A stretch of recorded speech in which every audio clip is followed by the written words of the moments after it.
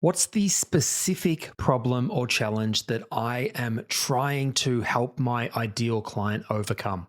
This is the number one question that I have spent most of my time thinking about over the last few weeks. And because just going through the process of recording and creating these podcasts helps me so much in terms of clarifying the questions I'm thinking, I thought I would spend some time today showing you guys where I'm at and hopefully helping me take the next step forward in my thinking. One of the key challenges that small business owners face is uncertainty around what we need to be doing and where we should be focusing our attention. If you resonate with this, my brand new 5-minute a day planning and continuous improvement checklist or process, if this sounds interesting, simply let me know and I'll shoot it through, no strings attached. Hello and welcome back to the From Zero to Marketing Hero podcast. My name's Paul Heron. I'm an entrepreneur, I'm a life coach, and I have personally spent far too long tackling uncertainty. I spent years too long feeling uncertain how I was ever going to break free from the corporate world and start pursuing my own dreams. I've gone through a bit of a roller coaster ride of ups and downs over the last 5 years establishing my entrepreneurial journey, and I've come out the other side with a successful coaching business and a wealth of information that I can pass on to you guys. This podcast itself is my latest attempt at continuing to push myself out of my comfort zone. Over the last 5 years, I have predominantly outsourced all my marketing.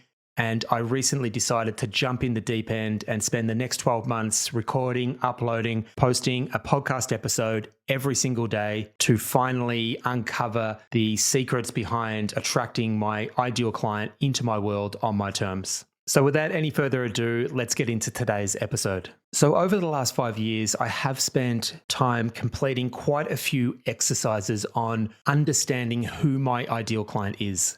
And I've always found this really difficult to accomplish because I've always had this overwhelming sense that if I am narrowing down and targeting on one specific type of person, then in my mind, I am excluding everybody else out there. And I think I've mentioned this in a previous episode already, but the penny really is starting to drop in many ways in why this is so important.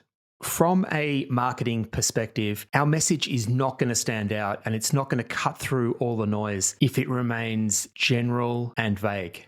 If I were to announce to the world that I'm a life coach and I can help anyone and everybody with all of their challenges and problems, that message is just not going to resonate and hit home with anyone individually. And finally, this is starting to sink in. Now, as I said, I've been through this exercise many times in a number of different training courses, and it really has focused predominantly on the characteristics of who my ideal client is. There are any number of demographic characteristics and psychographic characteristics that can be compiled to narrow down on who our perfect ideal client is. And we can get really, really specific here. Every time I have gone through an exercise like this, I have pretty much come up with a person who is on a similar journey to myself, who is possibly 3 to 5 years behind where I am. And if I imagine myself back in time 5 years ago, I had made that key decision and decided to leave the safety of the corporate world behind.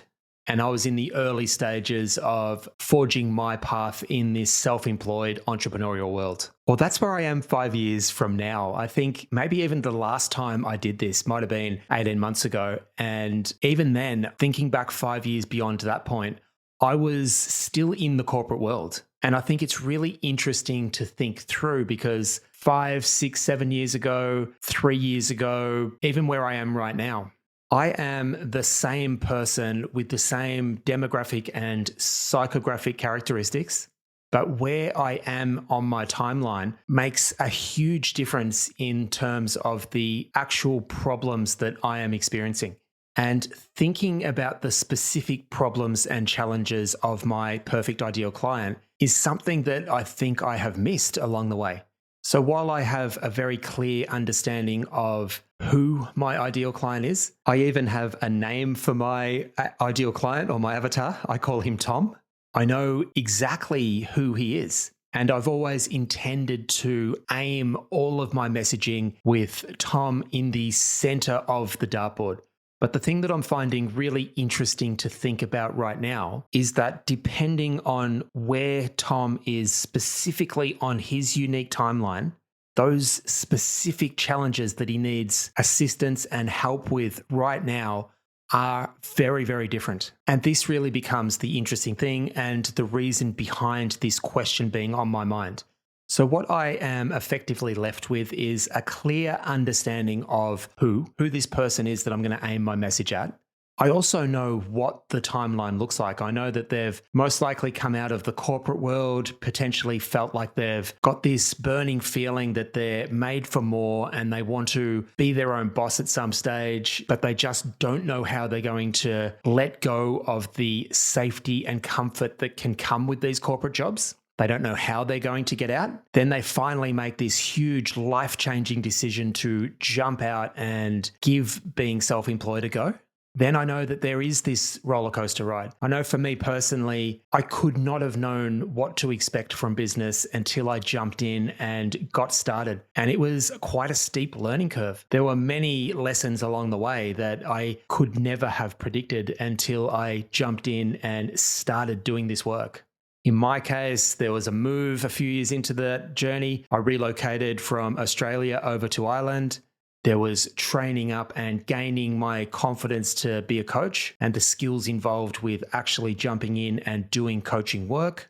Then there was all the resistance towards putting myself out there and being a confident speaker in public and giving myself permission to just show up online as my authentic self. This is even more recently in my journey. This is only about 18 months ago. And even now I'm trying to get my head around advertising and marketing and crafting offers. This conversation today is also something that I potentially could have help provided to me with right now. So no matter where we find ourselves in our unique journey, there is always a unique problem and challenge that is specific to that moment in time.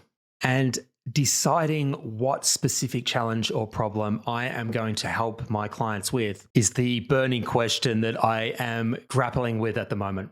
And I've got the same resistance in some ways to the resistance that I felt in earlier exercises when I was thinking about my client from a demographic point of view. I've got this challenge now where picking a specific problem or challenge in some way in my mind means that I'm excluding every other problem that Tom, my ideal client, could potentially be facing. So why is all this so important? Why is it becoming really clear to me that it's a necessity for me to narrow down on a specific set of challenges for me to start working on?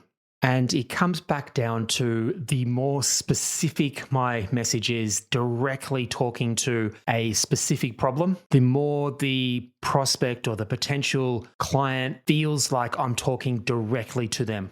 If my audience is struggling with how to attract clients of their own, if their biggest challenge is how to manage the overwhelm coming with being so busy, completing the fulfillment of products and services that have been sold, if their biggest challenge is how to systematize and standardize processes and start outsourcing and getting help with completing day-to-day tasks.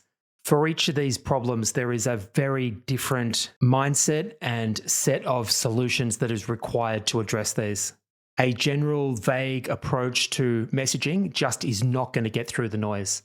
However, if I was to pick one of these potential problems or challenges and start to create content that addresses the individual, unique, specific challenges around each of these situations, if it's talking directly to their specific problem and challenge, then I have a far greater chance of my message getting through the noise and landing with that particular prospect. This is my hope anyway, and this is what is on my mind at the moment. And it makes complete sense to me that this is the way to start getting your message through. So where does that leave me? And in some ways, it is still very much a work in progress. If you've been following along, you might have noticed that my call to action at the start of this is now slightly more focused at business owners. which is a step forward in many ways. But I think it is still very much a work in progress that will be further refined as I go through this process.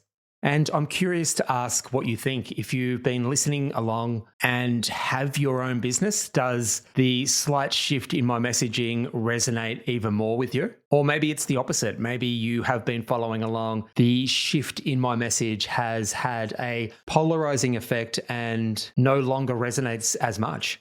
And I think that is an interesting thing to think through, because whenever we narrow down and get more specific in who we are targeting, we will start to have that polarizing effect happen much more.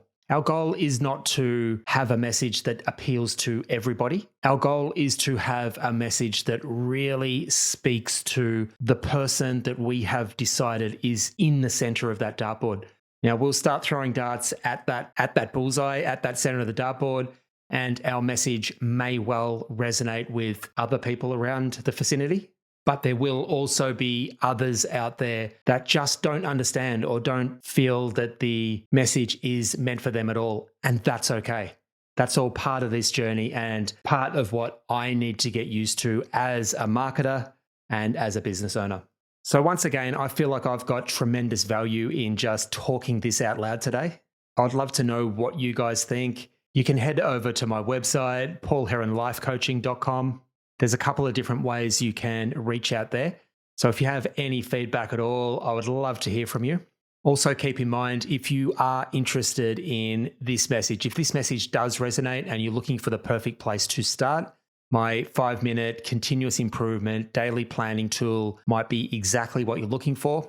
All you need to do is just let me know and I will send it through, no strings attached. So reach out through the website, click the messenger link, make contact, start a conversation, and I will shoot it through.